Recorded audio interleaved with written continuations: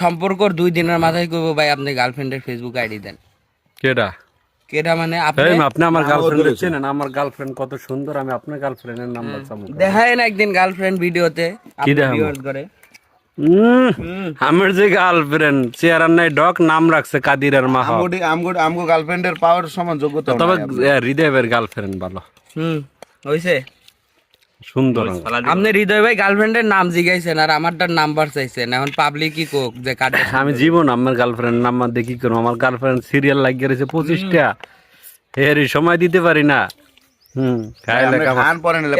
রুবেল ভাই আপনি ভিডিও বাদ দিয়ে খান আগে মিয়া।